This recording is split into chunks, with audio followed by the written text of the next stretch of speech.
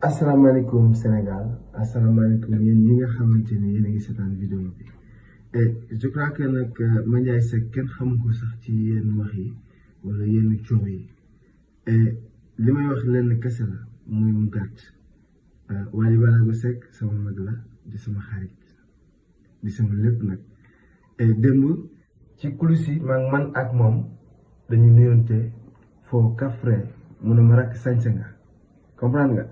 et mu dox topp avancé man ma dox topp ci ginnaaw nuyonte nañ maa ngi moom ci biti man ak Papa Thione aussi nuyonte nañ ci biti comprendre nga mais nag su ma duggee Papa Assane Ndiaye moo waral bés bi c'est normal ma ñëw jubal ci moom nuyu ko et démb ci coulisses yi man ak moom dañu nuyonte foo kafre mu ne ma rakk sañse nga comprendre nga et mu dox topp avancé man ma dox topp ci ginnaaw nuyonte nañ maa ngi moom ci biti man ak Papa Thione aussi nuyonte nañ ci biti comprendre nga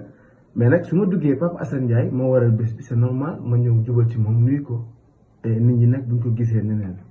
li ma leen di ñaan rek mooy il faut arrêter parce que ñun ñoo bokk ndey ñoo bokk baay